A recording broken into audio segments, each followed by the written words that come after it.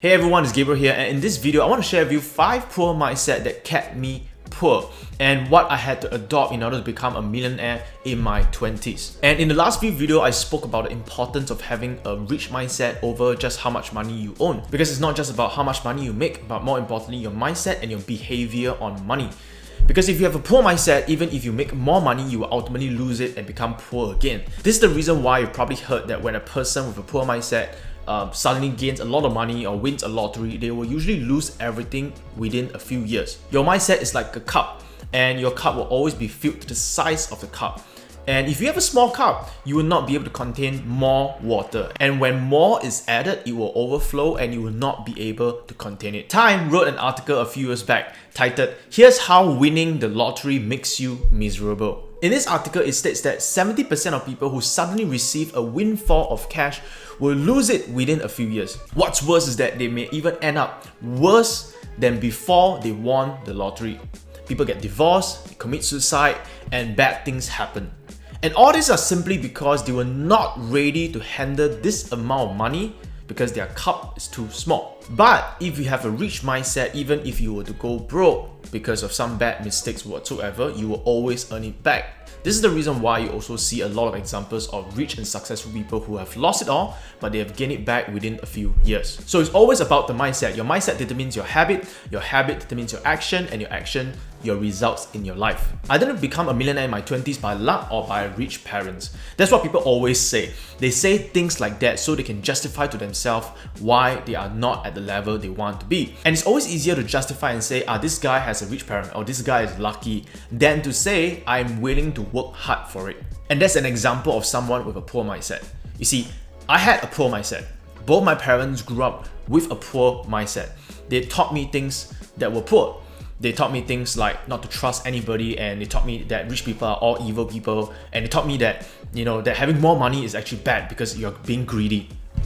And they constantly gossip about other people instead of working on themselves. Now, I love my parents, but I realized that these are the beliefs that I didn't want to follow because it doesn't serve me. Now, think about it. How do I get rich with all this type of beliefs? How do I become rich if I believe that all rich people are evil and rich people are greedy and that money is evil? By the way, people who say that money is the root of all evil have a spiritual misconception. They think that it is from the Bible, but it is not. The Bible didn't actually say that money is the root of all evil. It actually says that the love of money is the root of all evil. And there are poor people with love of money, think about money all the time. But there are rich people who are constantly giving away their money, but they are getting richer. Now, I do want to note that I'm not looking down on poor people. When I say poor people, I mean people with a poor mindset. And I once had a poor mindset. But it is possible to change that. And the first step to change is becoming self-aware of your own thoughts and behavior, and if that behavior actually comes from a rich mindset or a poor mindset. I recommend reading this book, Secrets of the Millionaire Mind by T. Harv Eker. This was the book that helped me to see some of the poor mindset and habits I have when I was young, and it allowed me to be aware of what needed to be changed. So without further ado, here are 5 poor mindset I had to learn to avoid and adopt 5 new mindset to become a millionaire in my 20s. Number 1, poor people believe that life happened to them. Rich people believe that life happens for them. Now, this is a very cheesy, classic Tony Robbins stuff, but it is very true. When something bad happens, what is usually your first reaction? If your first reaction is always to blame others, that's a poor mindset, because when you blame people, the world, the government, your friends, your family, and anything around you for all the bad stuff in your life, that is acting like a victim. And when you're a victim, you are not taking ownership or responsibility for your own life. Essentially, you're saying that you have no power to change anything, because when you blame something or someone, you're saying that that person has the power to make me feel this way, to make my life certain way, and therefore this person has the power to make me better. Your life is not going to get better if you're giving the power away to other people. No, rich people believe that life happens for them. Everything that we go through is to serve us, is to make us a better person, a better version of ourselves. Sometimes we cannot understand it when we're going through it, but we can ask ourselves better questions and take responsibility for it. Now, here's an example. I wasn't born rich, but I didn't blame my parents. I just started asking myself, how can I be rich? How can I be more financially well off to take care of my parents? When both my parents died, I didn't blame God. I just asked myself, how can I treasure my family more? When my businesses failed, Honestly, I was blaming everything initially. I was blaming on my partners, on the people around me, on my team members not putting their weight. And then I realized that that's what a poor person does. So I started taking responsibility and started asking myself, what can I learn from all these mistakes? How can I be better? And that led me to become a better team player, a better leader, which led me to more opportunities and success. So rich people take responsibility and ownership over their own life.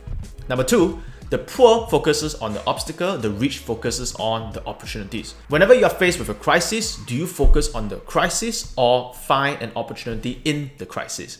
There is always an opportunity in the crisis. Here's an example. When COVID-19 first happened last year and everything was shut down, everyone was blaming and focusing on how tough life is. They were blaming the government, they were blaming other countries, they were doing all sorts of stuff that were not helping them. And for one of our business, we just simply asked ourselves a very simple question. What is the opportunity in this crisis? So we shifted one of our company online because we saw that online was the next opportunity, was the big opportunity, because while everyone is stuck at home, they have to go online. And we were doing this while the rest of our competition were waiting to see what's happening.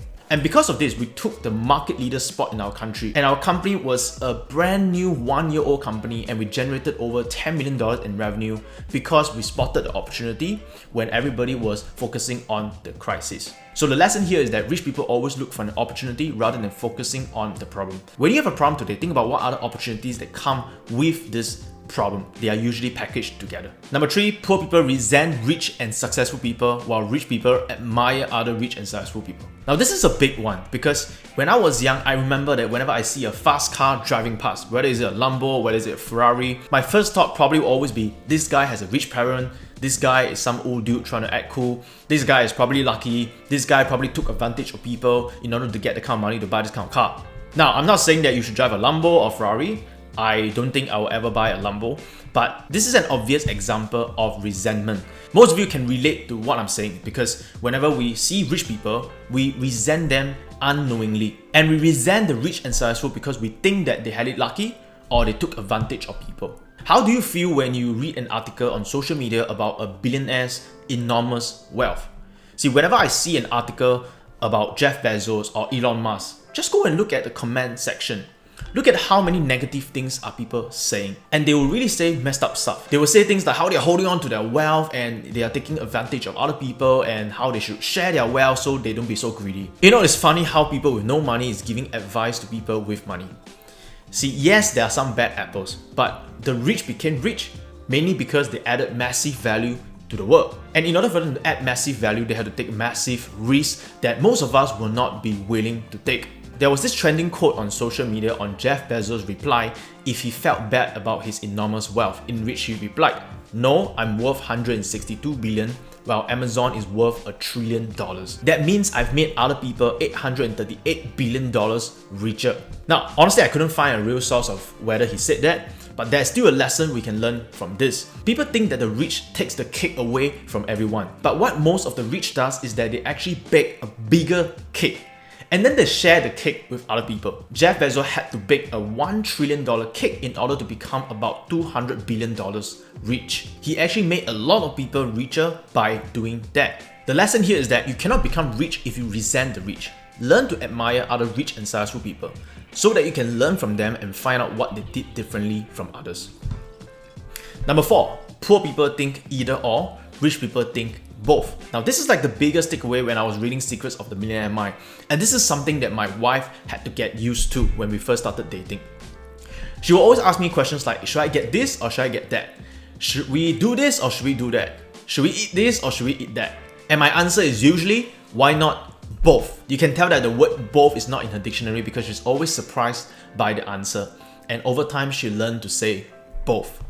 Now, of course, not every situation you can have both. You cannot eat 2 restaurants at the same time. What I'm saying is that if you're at a restaurant and you want to order 2 different food, you can just order them if you want to. You see, when I have a poor mindset, I always think that I have to make a choice between A or B. Should I have this or should I have that? Should I have wealth or should I have health? Because I've heard that rich people make a lot of money by sacrificing their health. Should I be rich or should I be generous? Because rich people are greedy. Should I be spiritual or should I be rich? Because rich people do not go for material stuff like money. Always forgetting there's always a third option. Both or all of the above.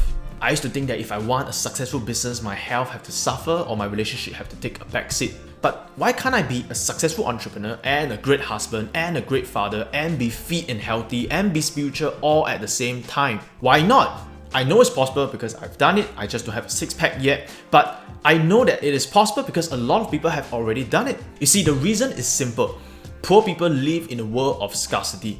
They think that there's always not enough. For me to take something, I have to give up something. Or if I'm taking something, I'm taking away from other people. So in order for me to have everything, it is to be greedy. It's not that the rich are greedy, just that they live in a world of abundance. They know that there's always more than enough for everybody. So it does not mean that someone had to lose when they gain. Once again, poor people always think that there's not enough cakes. If you take a big slice, you're taking that slice from people. But a rich person always bake a bigger cake for everyone, and then they take a slice. So the lesson here is that people always think that you have to give up one for another thing.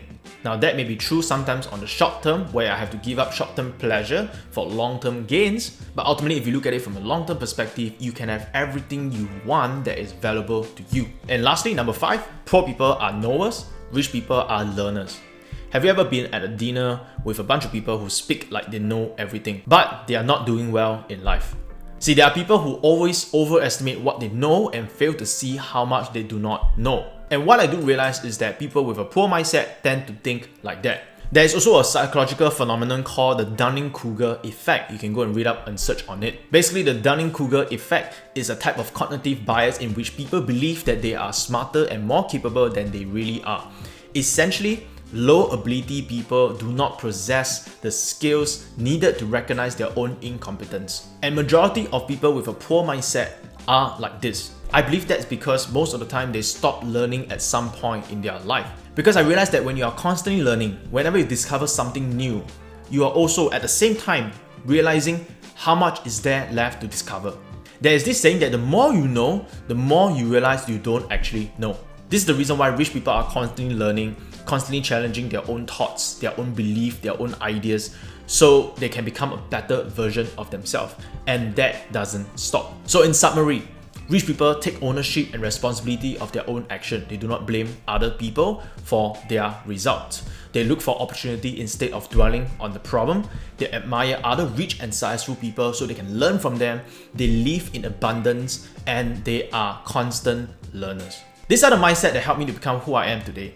I'm not perfect because I grew up with a poor mindset. There are moments where I fall back into my old ways of thinking. But as long as I'm aware of it, I can break my own pattern and try again, and so can you. Let me know what's your biggest takeaway in the comment section below, and if you enjoyed this video, please hit the like button, as creating videos like this requires a lot more effort than you think, and it will greatly help my channel. You can also subscribe to my channel and hit the notification bell, where I release new videos every week on business, marketing, productivity, and personal finance for entrepreneurs. So that's all I have for you today. Bye for now.